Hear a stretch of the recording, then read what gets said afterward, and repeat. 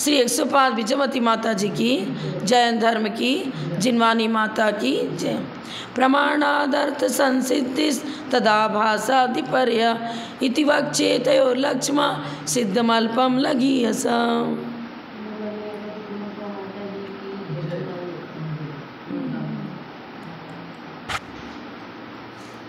अब 11 नंबर सूत्र देखेंगे। इसकी चर्चा तो बहुत बार हो चुकी है। साध्य अविनाभावित्वेन निश्चितो हेतु। 11 नंबर सूत्र, साध्य के साथ अविनाभाव संबंध यदि है तो निश्चित ही उसे हेतु समझो। अगर अविनाभाव माने होने पर होना, नहीं होने पर नहीं होना, इसको कहते हैं अविनाभाव। अब इस अविनाभाव पूर्वक यदि किसी हेतु को प्रस्तुत किया जा रहा है तो वह हेतु सम्यक हेतु माना जाएगा, नहीं तो नहीं। जिसका साध्य के साथ अविनाभाव निश्चित होता है, माने नियम से अविनाभाव संबंध होना चाहिए, तो वो हेतु है। नहीं तो जो साध्य के बिना नहीं हो सकता उसे हेतु कहते हैं। अन्वय और व्यतिरेक दोनों।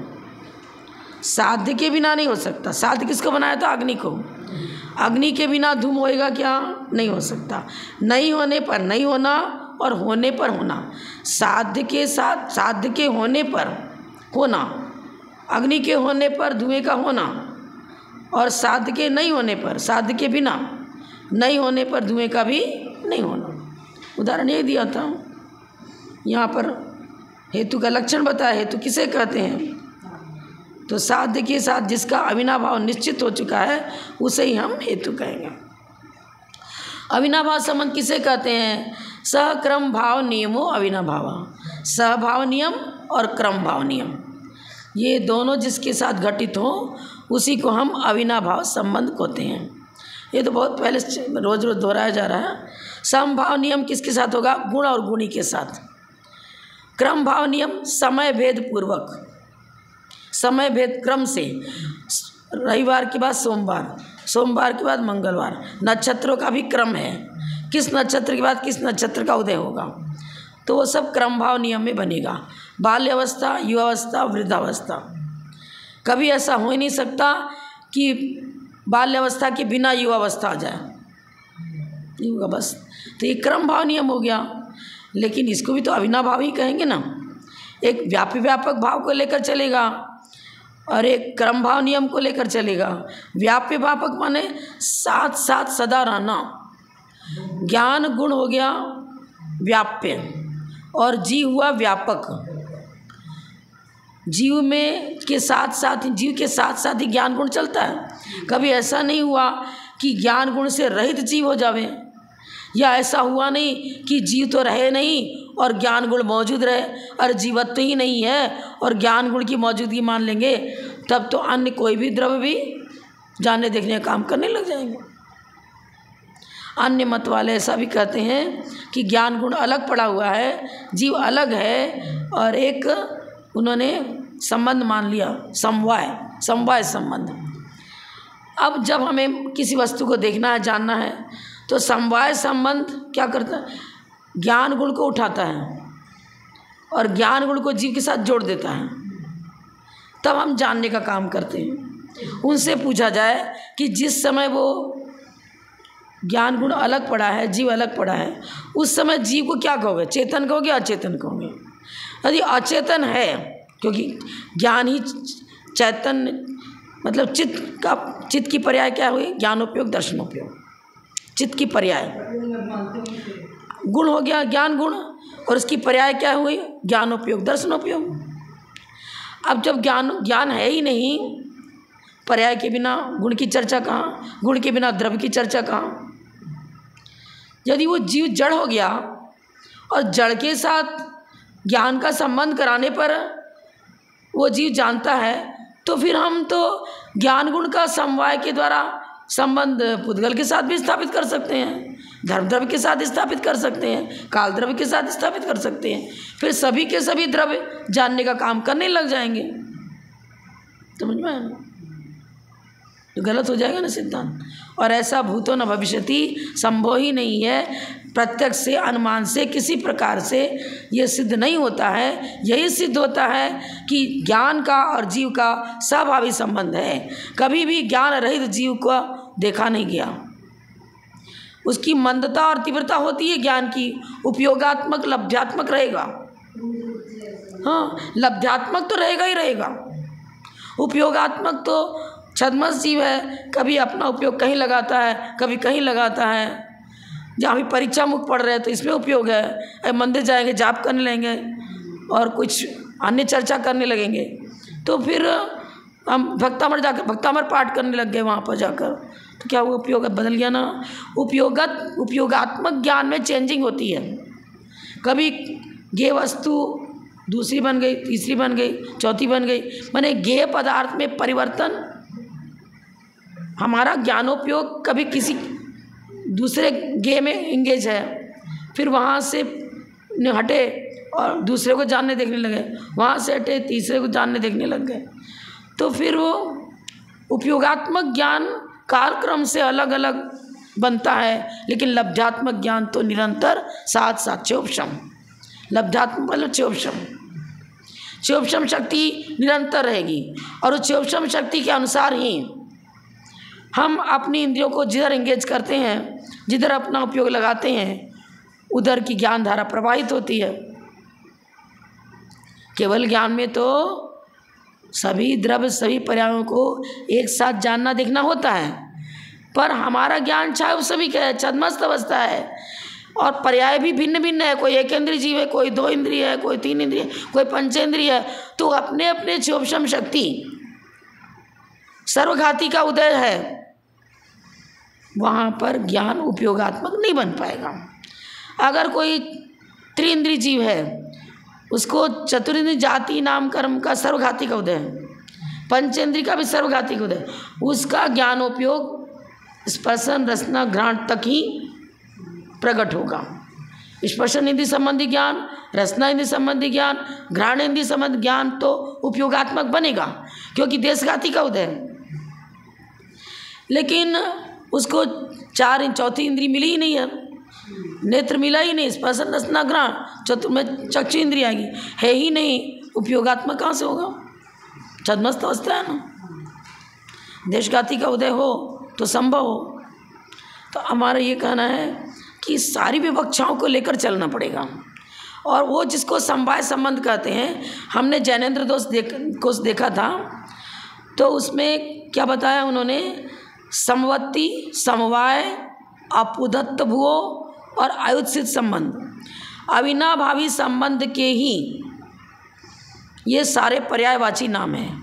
द्रव्य और गुण में आयुत्सित संबंध होता है, द्रव्य में और गुण में आयुत सिद्ध संबंध, माने बाद में नहीं जुड़ा, सदा साथ साथ, आयुत सदा साथ साथ रहने वाला, एक दूसरे के बिना न रहना, इसी को आयुत सिद्ध संबंध कहते हैं।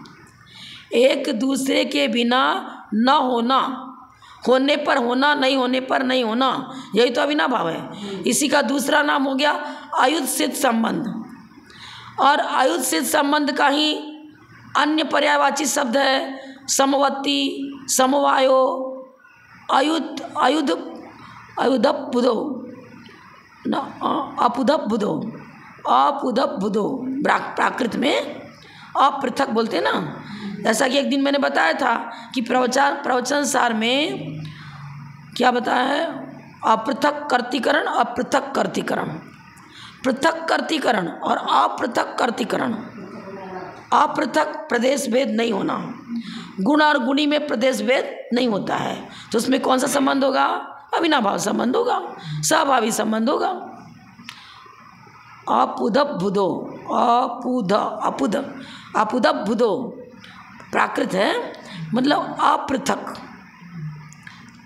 अपृथक का मतलब सदा साथ साथ रहने वाला, प्रदेश भेद का न होना। दो द्रव्य अलग हो, उसके प्रदेश भेद अलग अलग हो, तो उसको पृथक तो कहेंगे। और अपृथक माने प्रदेश भेद का नहीं होना। तो गुण और गुणी में प्रदेश भेद नहीं होता है, उसको स्वाभाविक संबंध कहते हैं, आयुत्सित संबंध कहते हैं। समवाय संबंध कहते हैं, समवर्ती संबंध कहते हैं, और अपुदा भू प्राकृत में कर दिया, मतलब संस्कृत में हो गया अजुत सिद्धो। आयुत, आयुत सिद्ध माने एक ही बात है, आयुत कहो चाहे अपुदप बुधो कहो, एक ही बात है। तो जैनेन्द्र कोश जो है ना अपना, भाग 4 पृष्ठ नंबर 334, जैनेन्द्र कोश भाग 4 पृष्ठ 334 में अविनाभावी संबंध के पर्यायवाची शब्दों की चर्चा करी है, और अविनाभाव संबंध अर्थात आयुषित संबंध किसे कहते हैं उसको भी उन्होंने बताया। और यहाँ 11वें नंबर के सूत्र में इसी की चर्चा है। जैनेन्द्र कोश, जैनेन्द्र सिद्धांत कोश है ना जो अपना, भाग 4 पृष्ठ नंबर 334, अविनाभाव संबंध की चर्चा वहाँ देख लें आप, उसके पर्यायवाची शब्द और उसका स्वरूप भी बताया। वही चीज़ें होने पर होना, नहीं होने पर नहीं होना। अब सहभाव संबंध लिया जाएगा ना, सहक्रम भाव नियम आगे अपन पढ़ रहे हैं, तो ये सहक्रम भाव नियमो अविनाभाव, सहभाव संबंध गुण और गुणी में होता है। क्रम भाव संबंध काल भेद पूर्वक पर्यायार्थिक नय की चर्चा होगी, गुण और गुणी की चर्चा द्रव्यार्थिक नय की अपेक्षा होगी।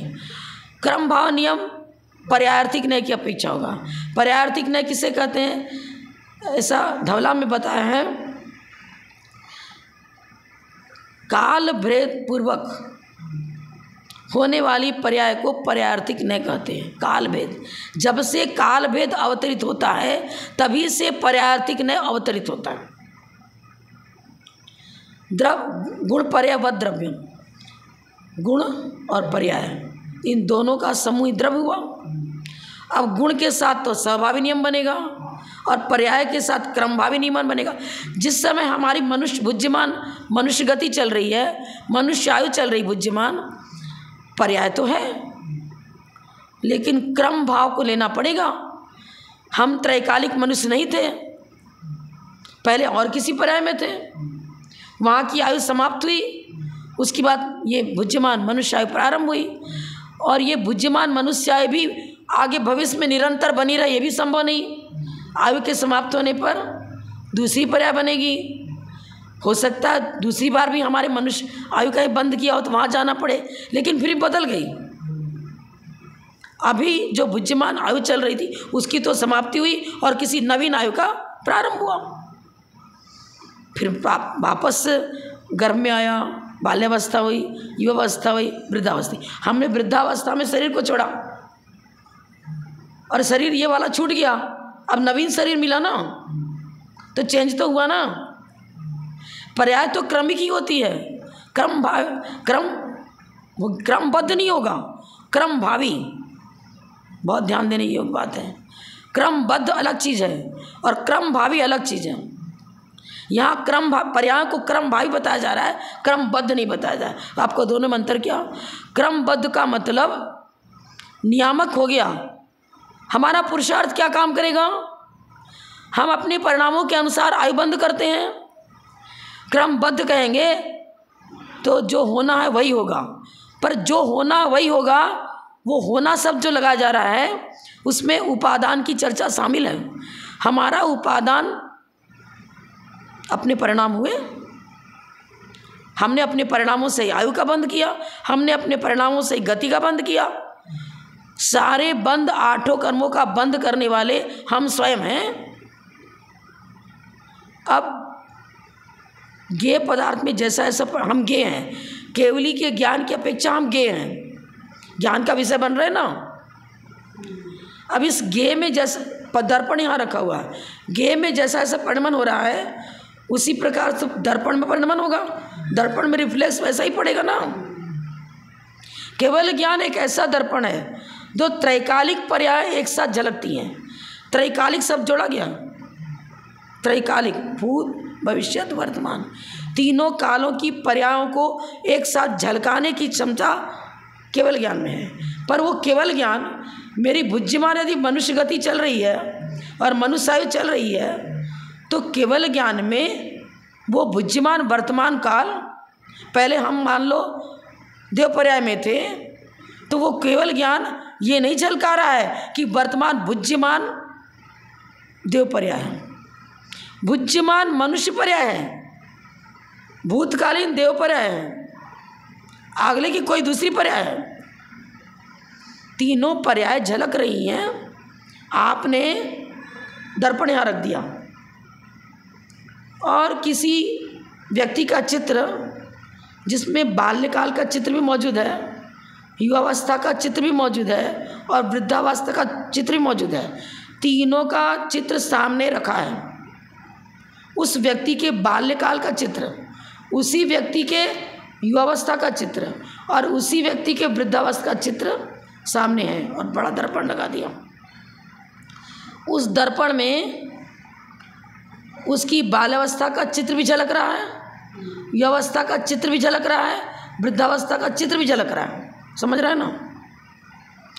अब केवल ज्ञान रूपी दर्पण, उस दर्पण में हमारी भुज्यमान पर्याय भी झलक रही है, भूतकालीन पर्याय, भूतकालीन लगा रही हूँ, झलक रहा है एक साथ। लेकिन केवल ज्ञान ये नहीं बता रहा है कि जिस समय तुम मनुष्य हो उस समय तिर्यंच भी हो, उस समय नारकी भी हो, उसी समय देव भी हो। ये झलका रहा है क्या? केवल ज्ञान ये नहीं बता रहा है कि तुम्हारी भुज्यमान गति मनुष्य भी है, भुज्यमान देव भी है, भुज्यमान नारकी भी है, भुज्यमान तिर्यंच भी है। तीनों आयु को भुज्यमान बता रहा है क्या? केवल ज्ञान में भुज्यमान माने वर्तमान, चारों आयु का एक साथ उदय बता रहेगा केवल ज्ञान? नहीं बता रहा ना? फिर बद्ध कैसे हो गया? केवल ज्ञान में जो भूतकालीन पर्याय चली वो भूतकालीन है, केवल ज्ञान में जो भावी पर्याय झलकी वो भावी है। केवल ज्ञान की अपेक्षा त्रैकालिक पर्यायों के झलकने की चर्चा है। अब मेरा पुरुषार्थ मेरे भावी जीवन का निर्माता है। ब्रह्म ने सृष्टि की रचना करी, वो केवल ज्ञानी वो ब्रह्म नहीं है जो हमारे सृष्टि की रचना करता हो। ज्ञाता है, कर्ता समझ में आने की बात है। केवली उस ज्ञेय पदार्थ के ज्ञाता है, कर्ता नहीं है। कर्ता हम हैं। कारीगर ने चित्र बनाया किसी भित्ति अर्थात दीवार पर, उसमें पार्श्वनाथ की कुमारावस्था का चित्रण भी है और तप दीक्षा ली उसका भी चित्रण है, केवल ज्ञान की प्राप्ति करी उसका भी चित्रण है, मोक्ष कल्याण का भी चित्रण है। उस भित्ति पर सब एक साथ एक ही दीवार पर उपस्थित है,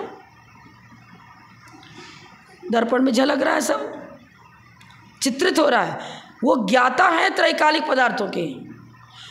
वो ज्ञेय पदार्थ जो झलक रहा है उनके ज्ञान में, उस ज्ञेय पदार्थ के भूत भावी वर्तमान पर्यायों के कर्ता नहीं है, भोक्ता भी नहीं है, ज्ञाता है। ज्ञेय पदार्थ एक साथ उनके ज्ञान में झलक रहा है, पर हम जो ज्ञेय उनके ज्ञान, मेरा जीवन मैं केवल ज्ञान में झलक रही हूँ, लेकिन मैं अपने पर्यायों की कर्ता और भोक्ता मैं हूँ। केवली मेरी पर्याय के कर्ता नहीं है, मेरी पर्यायों के निर्माता केवली नहीं है, ज्ञाता है। मैंने जैसा पुण्यार्जन किया, जैसी विशुद्धि बढ़ाई, अपने भूत भावी पर्यायों के कर्ता, आयु बंद करने के कर्ता, गति बंद के कर्ता हम स्वयं हैं। कर्तृत्व और भोक्तृत्व की अपेक्षा हमारा जीव द्रव्य, मैं स्वयं जीव द्रव्य हूँ। उस जीव ने ही भूत और भावी पर्यायों का निर्माण किया। हमने, ब्रह्म ने, ब्रह्मचर्यवत बोलते ना, ब्रह्म ने आत्मस्वरूप में स्थिर होना। ब्रह्म मतलब स्वयं जीव द्रव्य को ही ब्रह्म कहा गया। मैंने जीव का ही पर्यायवाची शब्द ये ब्रह्म है, आत्मद्रव्य। अपने भूत भावी पर्यायों को सृजन करने वाले हम स्वयं हैं। कर्मकांड खोल के देख लिए, उसमें लिखा है कम कय मोह वड्ढीय संसारम्मी अनादिचुत्तम्मी जीवस्सवट्ठाणम करेदि आउ हलिव नरम। अब कम कय मोह वड्ढीय, इस संसार के रचयिता केवली नहीं है, कोई ब्रह्म नहीं है, रचयिता नहीं है, ज्ञाता है। अब कहो रचयिता, कम कृत मोह वर्धित, मेरा संसार क्या है? ऊर्ध्वलोक, अधोलोक, मध्यलोक की रचना को संसार नहीं कर रहे। संसरण, चारों गतियों में हम स्वयं अपने अपराध से संचरण कर रहे हैं। केवली ने मुझे ना नरक भेजा, ना स्वर्ग भेजा, ना मनुष्य पर्याय में भेजा, ना तिरंत पर्याय में भेजा। उस दर्पण ने सामने रखी वस्तु का निर्माण नहीं किया। दर्पण में पदार्थ झलक रहा है। केवल ज्ञान के दर्पण में ज्ञेय पदार्थ झलक रहे, वो ज्ञेय उनको ज्ञाता है। वो कर्ता और भोक्ता हम स्वयं हैं। इसलिए ब्रह्म ने सृष्टि का निर्माण किया, मेरी आत्मा, मैं स्वयं द्रव्य। हम अपने भूत भावी पर्यायों को अपने परिणामों के अनुसार विघटित भी करते हैं, बनाते भी हैं। राजा श्रेणिक ने 7वें नरक की आयु का बंद कर लिया ना। कर्ता वो रहे और पहले नरक में पहुंचे, उसके कर्ता भी वो स्वयं रहे। विशुद्धि बढ़ाई और पाप का कुछ स्थिति खंडन हुआ, अनुभाव खंडन हुआ। क्षायिक समझ प्राप्त करने के बाद विशुद्धि बढ़ी। अब क्षायिक समझ छूटता नहीं है, पर आप बद्धायुष थे। बद्धायुष्क, आयु के साथ बद्धायुष्क लगा है। हमने जैसी आयु अगले भाव के लिए बांधी है, अब वहाँ रिजर्वेशन हो गया। समझ में आया ना। पर केवल ज्ञान में जो झलका, उनके ज्ञान में भूत वायु वर्तमान एक साथ झलक रही है। तो ज्ञान, केवल ज्ञान की अपेक्षा और ज्ञेय ज्ञायक भाव की अपेक्षा सेटिंग है। समझ में आया ना, ज्ञाता अपेक्षा की। पर वो सेटिंग भी कहाँ से हुई? यदि यहाँ चित्र होता ही नहीं तो ज्ञान में कहाँ झलकता? यदि श्रेणिक ने नरक आयु का बंद किया ही नहीं होता तो उनकी भावी पर्याय उस केवल ज्ञान में नरक आयु कैसे झलकती क्या? झलक सकती थी क्या? ज्ञेय ज्ञायक भाव की अपेक्षा से, केवल ज्ञान की अपेक्षा से त्रैकालिक पर्याय उनके ज्ञान में झलकती हैं, इस बात को हम मानते हैं। लेकिन उस केवली ने मेरे भूत भावी वर्तमान पर्याय का निर्माण नहीं किया। वो हमारे कर्ता नहीं हैं, सृष्टि के हमारी पर्यायों का सृजन करने वाले नहीं हैं। हमारे पर्यायों के कर्ता और भोक्ता दोनों ही नहीं हैं। क्रम भावी पर्याय की चर्चा आगम में है, क्रमबद्ध पर्याय की चर्चा आगम में नहीं है। बद्ध शब्द व्यक्तिगत चिंतन के द्वारा आगम में उपस्थित किया गया है, लेकिन आचार्य की कृतियों की रचना में हम देखें तो क्रम भावी पर्याय ही मिलेगा। न्याय ग्रंथों में यहाँ भी क्रम भाव नियम बताया, सक्रम भाव शब्द दिया है, क्रमबद्ध नहीं दिया है। गुणों के साथ भी बद्ध शब्द नहीं लगाया। अब गुणों के साथ भी बद्ध लगा देते तो जो मति ज्ञान श्रुत ज्ञानी है वो कभी ऐसा पुरुषार्थ कर ही नहीं पाएगा जो केवली बन जाए। फिर तो अगर ज्ञान के साथ भी सभाव नियम बताया, सबद्ध नियम नहीं बताया, बहुत गहरी बातें हैं। जब तक चतुर्थ गुण स्थान में हम हैं, दो ज्ञान, मति ज्ञान शुद्ध ज्ञान तो बराबर रहेगा। चतुर्थ गुण स्थान में किसी को देशावधि भी हो सकता है। अब उस व्यक्ति ने तपस्या की, आगे मना पर ज्ञान हो गया। अब क्रम भाव नियम तो बन रहा है। पहले बाल्यावस्था थी, फिर युवावस्था, फिर वृद्धावस्था। पहले 2 ज्ञान, और पहले देखो तो कुमति कुश्रुत का था, बाद में सम्यक दृष्टि बना, सुमति सुश्रुत हो गया और साधना करी देशघाती प्रति। अब अधिज्ञानावरण कर्म का क्षोभम हुआ और तपस्या करी, मना पर ज्ञानावरण का क्षोभम हुआ। अब क्या हुआ? अब तो मात्र केवल ज्ञान का होगा पर्याय। ज्ञान की एक पर्याय बनेगी, चाहे ज्ञान तो केवल ज्ञान ही हो गया। क्रमबद्ध कहाँ रहा?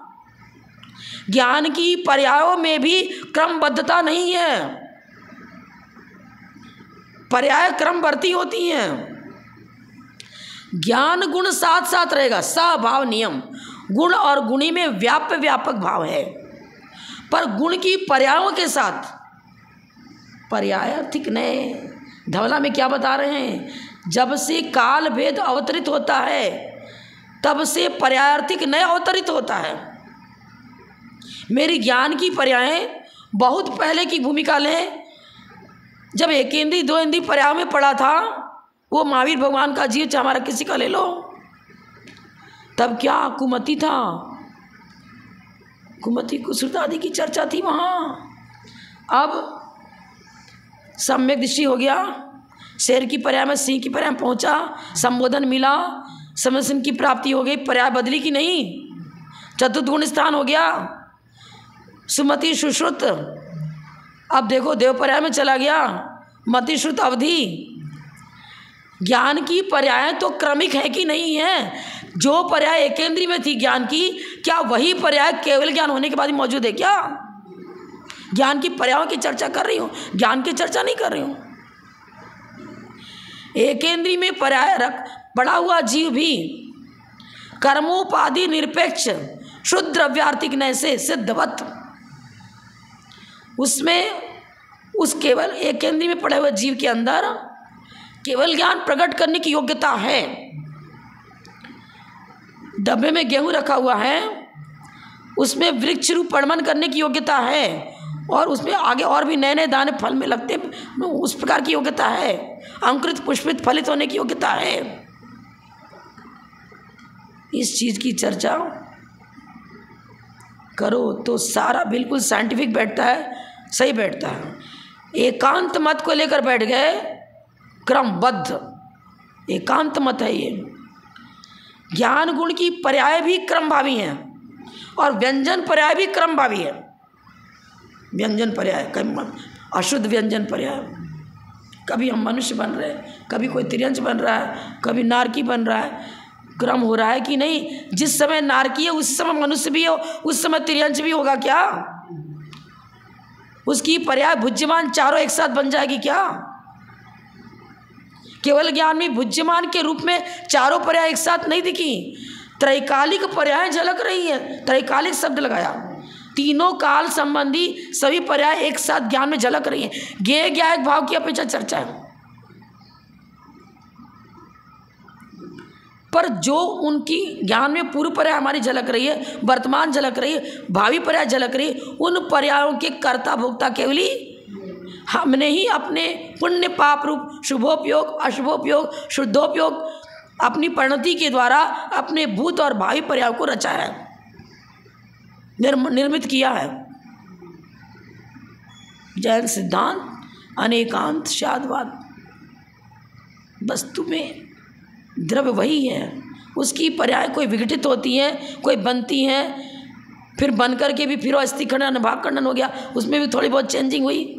ये सब चेंजिंग करने वाले रचयिता हम ही हैं, केवल ही नहीं है। ब्रह्मा जी ने किसी को नरक भेज दिया, प्रेषित करने वाले नहीं हैं, प्रेरक नहीं हैं, ज्ञाता हैं। ज्ञाता दृष्टा बताते ही हैं केवली को। कहाँ बताते हैं कि उन्होंने हमें नरक भेजा, उन्होंने हमें तिर्यंच पर्याय भेज दिया, वो हमें दुखी बनाते हैं, वो हमें दरिद्री बनाते हैं, वो हमें धनवान बनाते हैं? नहीं, अपने ही शुभोपयोग अशुभोपयोग परिणति के द्वारा, पुण्य और पाप के द्वारा जैसा जैसा जैसा कर्म बांधा, वैसा वैसा अपने कर्मों का कर्ता और भोक्ता स्वयं है, और स्थिति खंडन भाग खंडन करने वाला भी स्वयं है, स्वयं ही है। नहीं तो तत्वार सूत्र में सौधर्मयी सान्यो सागर रूप में अधिके शब्द क्यों लगा दिया? क्या बताया? वो अधिके शब्द घाता इसकी अपेक्षा से चर्चा है।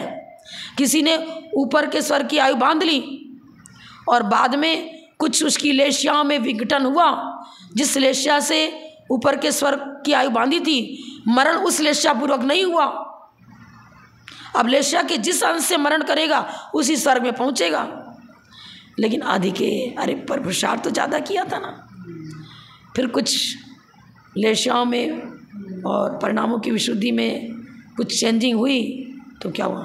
अब जिस लेश्या के अंश से मरण करेगा वहीं जाकर, लेकिन देवायु में तो गया, देवायु का बंद किया था, देव में ही पहुंचा, लेकिन पहुंचना था मान लो 10वें सर्ग में और पहुंच गया सौधर्म ईशान में। क्यों? सूत्रकार लिख रहे हैं, कारण बता रहे हैं, घाता इसके पे चर्चा है। तो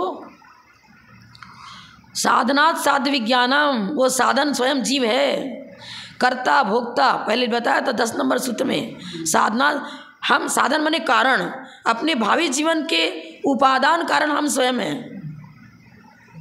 और भूत के भी उपादान हम स्वयं ही थे। जो वेद किया उसके भी। उपादान और निमित्त की चर्चा करो तो कर्ता और भोक्ता, उसमें वह एक बाह्य निमित्त होता है, एक अंतरंग निमित्त होता है। अंतरंग निमित्त भी स्वयं, उपादान भी स्वयं, और बाह्य निमित्त तो पुण्य पाप के अनुसार अनुकूलता प्रतिकूलता तो मिल जाती, प्राप्त होता है। अब अविनाभाव संबंध किसके साथ बनेगा? अविनाभाव संबंध किसको कहते हैं? सहभाव नियम, व्यापी व्यापक भाव को कहेंगे।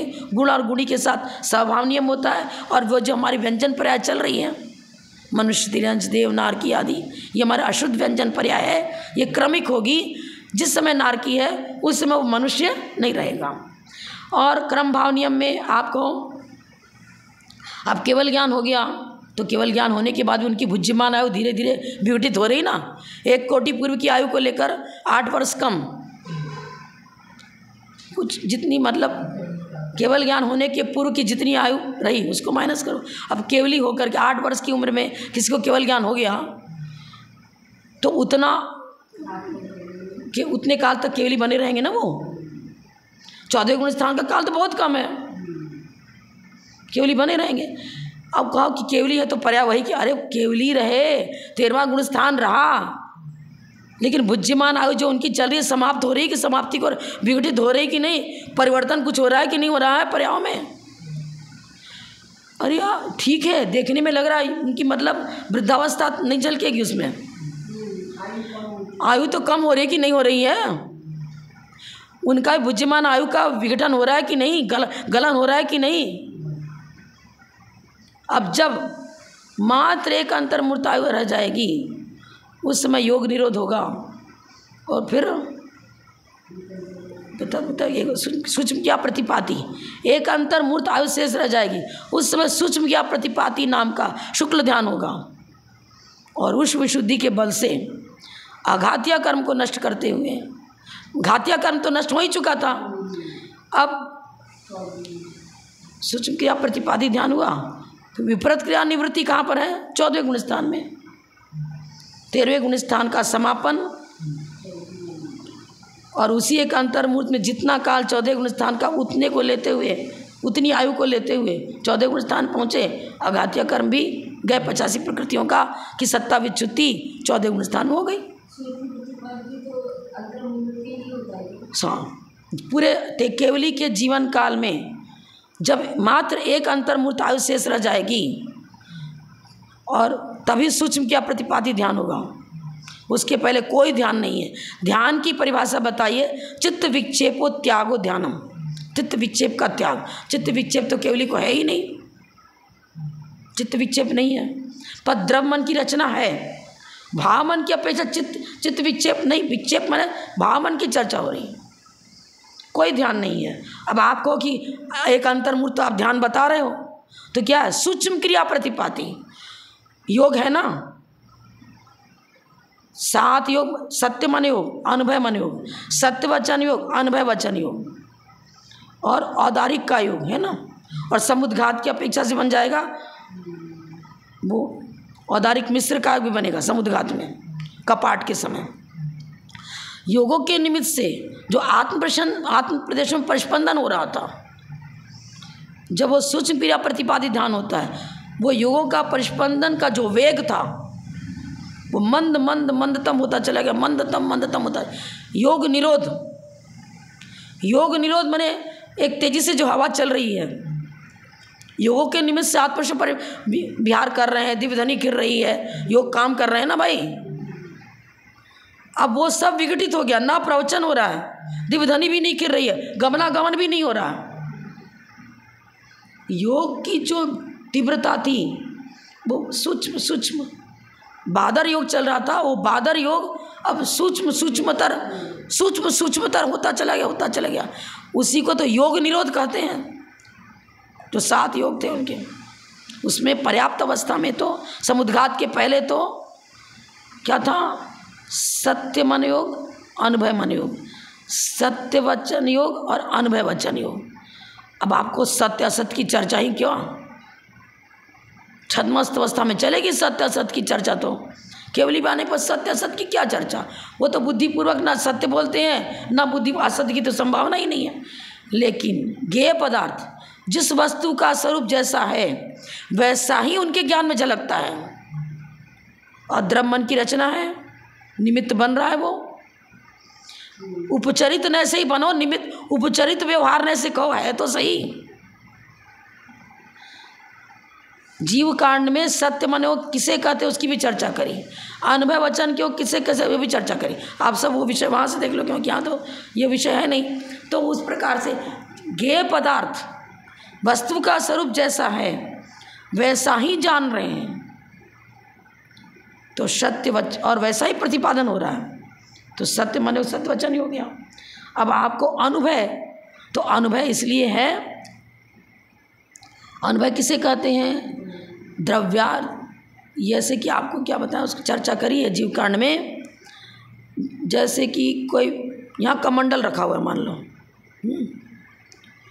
अब उस कमंडलू को, उसमें सामान्य धर्म तो जैसा घट में है वैसा ही कमंडलू में भी है। जल धारण करने की योग्यता, जल धारण करने की योग्यता तो घट में भी है और कमंडल में भी है। उस योग्यता की अपेक्षा दोनों में सामान्य धर्म एक जैसे हैं, हाँ, लेकिन आकार दोनों का अलग अलग है। अब क्या कहेंगे? अनुभव वचन योग कहाँ आता है? जीव कांड में क्या बताया?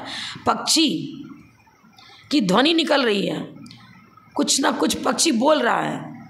अब हम किसी दूसरे से पूछते हैं, बताना ये पक्षी झूठ बोल रहा है कि सही बोल रहा है, क्या बुलाएंगे? उसका तो अनुभव वचन योग है। हमारी तरह वाक्य रचना हो नहीं रही है, कोई प्रतिपादन वो हमारी तरह कर नहीं रहा है, तो उसको तो अनुभव वचन योग है। समझ में आया ना? तो हम क्या उत्तर देंगे? अनुभव। सामान्य पक्ष तो स्पष्ट हो लेकिन विशेष पक्ष स्पष्ट ना हो, उसे कहते अनुभव। अब भगवान की दिव्यधनी तो सर्वांग से खिल रही है, तो अनुभव वचन योग बताया उनको, तो सर्वांग से खिल रही है ना भगवान की दिव्यधनी, तो कौन सा वचन? अनुभव वचन योग बताया कि नहीं बताया? क्यों? और सत्य भी है, क्योंकि जिस विषय का प्रतिपादन हो रहा है वो समीचीन विषय है। लेकिन सर्वांग से जो दिव्यधनी खिलती है, हमने क्या बताया? पक्षी की ध्वनि तो खिल रही है, ध्वनि मतलब बोल तो रहा है, लेकिन हमसे पूछा जाए, हमको ज्ञान नहीं है, हम नहीं बता सकते वो झूठ बोल रहा है कि सही बोल रहा है। सामान्य पक्ष तो क्लियर हो रहा है लेकिन विशेष पक्ष क्लियर नहीं हो रहा है, क्योंकि वाक्य रचना इस प्रकार की नहीं है। अनुभव वचन योग। और पूरा डीपली तो आप जीव कांड से देख लो ना पूरा। अब यहाँ जीव कांड तो पढ़ नहीं रहे हैं, तो हमें तो इतना बताना है कि सक्रम भाव नियम जो है ना, अगर योग्यता उपादान की गुण ज्ञान गुण की अपेक्षा लेते हैं तो ज्ञान गुण का जीव से कभी अभाव नहीं होता है, सभाव नियम है। पर उस ज्ञान गुण की पर्याय जो काल क्रम से प्रकट हो रही हैं, पहले कुमति कुश्रुत था, फिर सुमति सुश्रुत हुआ, उसके बाद 3 ज्ञान का धारी बन गया, फिर 4 ज्ञान का धारी बन गया, फिर तो सीधे 4 ज्ञान तो चापसमिक था, अब केवली बन गया। तो ज्ञान गुण की पर्याय काल भेद पूर्वक क्रम से प्रकट हो रही हैं। काल भेद पूर्वक हमारी ज्ञान की अभी हम परीक्षा मुख पढ़ा रहे हैं। हमारे ज्ञान गुण की पर्याय जो मति और श्रुत है वो अभी उपयोगात्मक इस विषय में है, और पहुंच गए कहाँ? मंदिर में। अब भक्तामर के मंत्र पढ़ने लग गए, भक्तामर पाठ करने, और उपयोगात्मक क्या बन गया? चेंज हुआ कि नहीं? ज्ञान गुण तो साथ में रहा, यहाँ भी हम ज्ञान गुण से सहित थे। मंदिर में गए, वहाँ हर समय हर क्षण ज्ञान गुण सहित हैं, पर ज्ञान गुण की पर्याय ज्ञेय की अपेक्षा उपयोगात्मक, लब्धि उपयोगो भावेन्द्रियम, लब्धि की अपेक्षा तो सारे के सारे लब्ध्यात्मक मौजूद हैं, लेकिन उपयोगात्मक तो क्रमिक काल भेद से हो रहे हैं ना। यहाँ तक कि जिस समय कर्णेंद्रिय हमारा कर्णेंद्रिय का विषय उपयोगात्मक बन रहा है, उस समय नेत्रेंद्रिय का विषय भी उपयोगात्मक नहीं बन रहा है। ज्ञान गुण के साथ व्यापक भाव है। ज्ञान गुण की पर्याय तो चर्चा करेंगे ना, तो अगुरु लोग जो गुण है उसके साथ प्रत्येक गुण में हर समय परिणमन होता है। और प्रति समय वाली पर्यायों को तो शब्दों से बताया नहीं जा सकता, अति सूक्ष्म है, वचन के अगोचर है। लेकिन मोटा मोटी तो हम देख रहे हैं ना कि हमारी ज्ञान गुण की पर्याय अभी तो क्या चल रही हैं, हम तो परीक्षा मुख पढ़ रहे हैं। उपयोगात्मक इस प्रकार है, पर लब्ध्यात्मक तो क्या मेरे पास अन्य नहीं है क्या द्रव्य संग्रह वाला ज्ञान नहीं है क्या छडाला वाला ज्ञान नहीं क्या नमोकार मंत्र हम नहीं जानते क्या? हमें अभी हमारा उपयोग तो उसको पढ़ने में नहीं लगा है ना। सबके लब्ध्यात्मक है, और जो लब्ध्यात्मक है वही तो उपयोगात्मक बनेगा। यदि क्षोभशम ही नहीं है, क्षोभशम माने क्षोभशम की प्राप्ति, लब्ध्यात्मक ही नहीं है तो उपयोगात्मक कहाँ से बनेगा? एक इंद्रिय पर्याय को दो इंद्रिय मिली ही नहीं है, तीन इंद्रिय मिली नहीं है, उसकी अन्य इंद्रियां कहाँ से उपयोगात्मक काम करने लग जाएंगी? ज्ञान तो है। एक सूत्र की व्याख्या को यहाँ भी सहक्रम भाव नियम अविनाभाव, इसमें कर्म कांड भी गर्भित है, जीव कांड भी गर्भित है, प्रथमानुयोग, कर्णानुयोग, द्रव्यानुयोग सब गर्भित है इस सहक्रम में।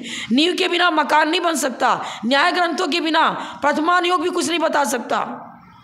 प्रथमानुयोग ये नहीं बता जाएगा कि जिस समय गर्भ कल्याणक हुआ था पार्श्वनाथ का, उस समय वो केवली भी है, उसी समय उनका 13वां गुण स्थान भी है, उसी समय चतुर्थ गुण स्थान पूर्वक जन्मे थे, और उसी समय 13वां गुण स्थान घटित कर देगा क्या प्रथमानुयोग? प्रथमानुयोग बता देगा क्या कि जिस समय बालक गर्भ में आया पार्श्वनाथ का जीव, उसी समय उसका 13वां गुण स्थान भी था, 13वें गुण स्थान पूर्वक जन्मा क्या? विग्रह गति में तो पहला दूसरा चौथा यही गुण स्थान होता है, दूसरा होते। न्याय ग्रंथ नींव है, इस नींव के बिना प्रथमानुयोग की सारी चर्चाएं भी कार्यान्वित नहीं की जा सकती। चरणानुयोग की कोई चर्चा न्याय ग्रंथों के बिना कार्यान्वित नहीं होंगी, द्रव्यानुयोग भी कार्यान्वित नहीं होगा। चारों अनुयायों की नींव, चारों अनुयायों का विषय, उसकी नींव, आधारभूत स्तंभ वस्तु अनेक धर्मात्मक है। स्याद्वाद अनेकांत, अनेकांत माने वस्तु अनेक धर्मात्मक है। स्याद्वाद अब ये बताएगा कि उन सारी पर्यायों की चर्चा एक समय में एक ही पर वचन अपेक्षा एक को गौण करेंगे, दूसरे को मुख्य करेंगे।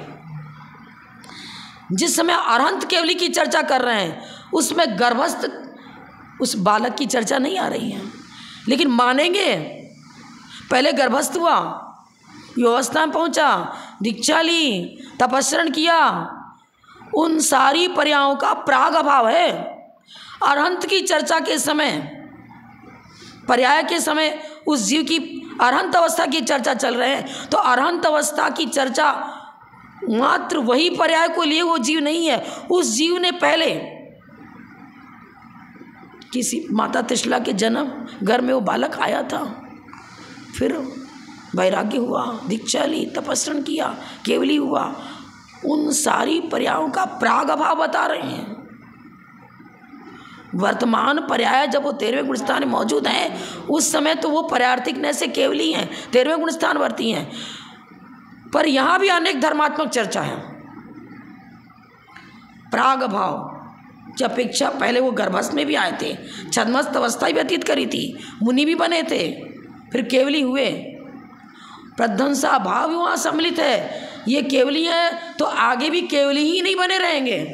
केवली का मतलब केवल ज्ञान तो रहेगा, पर आगे केवल ज्ञान रहेगा मतलब अरहंत अवस्था 13वां गुण स्थान सादी अनंत पर्याय नहीं है। अरहंत पर्याय मतलब 13वें गुण स्थान पूर्वक जो अनंत पर्याय है वो सादी अनंत नहीं है, सादी शांत है। सिद्ध अवस्था सादी अनंत है, सिद्ध अवस्था सादी अनंत है। ये सादी और अनंत सब क्या बता रहा है? ये क्या जैन ज्योग्राफी, जैन फिलॉसफी नहीं बता रहा है क्या? वहाँ भी परीक्षा मुख शामिल है। इस परीक्षा मुख का सूत्र एक छोटा सा बट बीज विशाल वृक्ष बन जाता है। अगर ये जड़ ही ना हो, जड़ के बिना वृक्ष खड़ा होगा क्या? न्याय ग्रंथ, जैन फिलॉसफी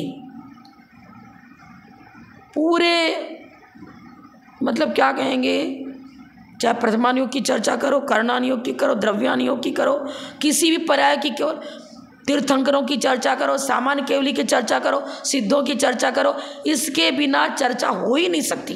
किसी ग्रंथ की सटीक चर्चा न्याय ग्रंथों के पढ़े बिना हो नहीं सकती, और न्याय ग्रंथ की में पहुँच हुए बिना कोई केवली बन भी नहीं सकता, उसका तप कुतप कहलाएगा। यदि न्याय ग्रंथ का विषय वस्तु अनेक धर्मात्मक है, इसको स्वीकार करना ही पड़ेगा। उस महावीर भगवान के जीव ने जब तक कहाँ से मारीची की पर्याय में जब आया, तब तक मारीची की पर्याय में आने के बाद अहंकार वश सोचो 363 जो पाखंड चले, वो कुतब के प्रभाव से क्या हुआ? वस्तु को अनेक धर्मात्मक, वस्तु एक धर्मात्मक है। एकांतवाद में जब तक बैठा रहा तब तक कुतब चलता रहा। एकांत को लेकर बैठा तब तक अपने जीवन का घात करता रहा, और जब शेर की पर्याय में आकर के संबोधन मिला, उपादान जागृत हुआ, स्वीकार किया, चलचित्र की भांति अपनी पूरी पर्यायें जाति स्मरण की तरह झलकी। वो जाति स्मरण ने वो भगवान महावीर की दिव्यध्वनि को उपयोगात्मक बना दिया। शेर की पर्याय में उसने साक्षात उपस्थित होकर के भगवान की दिव्यध्वनि सुनी थी। वस्तु अनेक धर्मात्मक ये सुना था, ये संस्कार था, पर वो संस्कार ढक गया अहंकारवश। अनंतान मंदी कसाय के उदय पूर्वक वो अहंकार क्या हो गया? पूरा आवृत हो गया। अनंतान मंदी की चट्टानों ने उसके उस भूमिका को ढक दिया, बाधित कर दिया। और जब शेर की पर्याय में आया और अमित तेज मुनिराज के द्वारा संबोधन प्राप्त किया, उसका उपादान जागृत हुआ जाति स्मरण पूर्वक। अरे क्या हुआ? वो सारी पर्याय जब उसकी कष्ट वाली भी झलकी उसके ज्ञान में जाति स्मरण के द्वारा, पश्चाताप की भूमिका आ गई। वस्तु अनेक धर्मात्मक इसको स्वीकार किया, उसकी अनेक पर्याय जो पहली थी वो भी ज्ञान में आ गया जाति स्मरण द्वारा। अब सम्यक की प्राप्ति हुई। वस्तु अनेक धर्मात्मक है। ये जैन फिलॉसफी यहाँ से प्रारंभ होती है। आचार्य कल्पसूत्र सागर महाराज जी ने बताया था कि जिस बिंदु पर हिंदू धर्म का अंत होता है, हिंदू धर्म का अंत, उस शेर की पर्याय में पहुंच करके उसने हिंदू धर्म का अंत किया और जैन सिद्धांत को स्वीकार किया और सम्यक दृष्टि बना। आचार्य कल्पसूत्र सागर जी महाराज ने क्या बताया था? जिस केंद्र पर, जिस बिंदु पर, जिस स्थान पर हिंदू धर्म का अंत हो जाता है, वहाँ से जैन धर्म का प्रारंभ होता है। वहाँ से जैन धर्म का प्रारंभ होता है। जैन धर्म का प्रारंभ मतलब वस्तु अनेक धर्मात्मक है, इसको स्वीकार करो।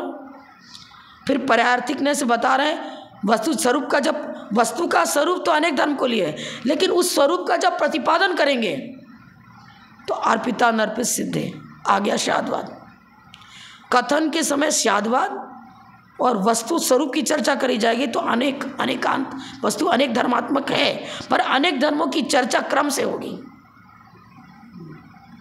अरे ये जो 10 और 12 नंबर का सूत्र है, अथवा पहले भी जो सूत्र चला गया, ये सारे तो सम्यक का बीजारोपण यहाँ से प्रारंभ हो रहा है। यदि श्रद्धा है तो श्रद्धा पूर्वक यदि करे तो ये परीक्षा मुख्य क्या कर रहा है? वस्तु अनेक धर्मात्मक है, ये माइंड में जो विषय गहराई से मेमोरी में जम रहा है, धारणा शक्ति हमारी इस प्रकार बन रही है, यही धारणा शक्ति तो सम्यक को पैदा करेगी। यही बता रहा है जैन परीक्षा मुख्य। वस्तु में है अनेक धर्म, पर सभाव नियम क्या है, क्रम भाव नियम क्या है, हम गुण गुणी पर्याय को सब समझें। आलाप पद्धति के द्वारा,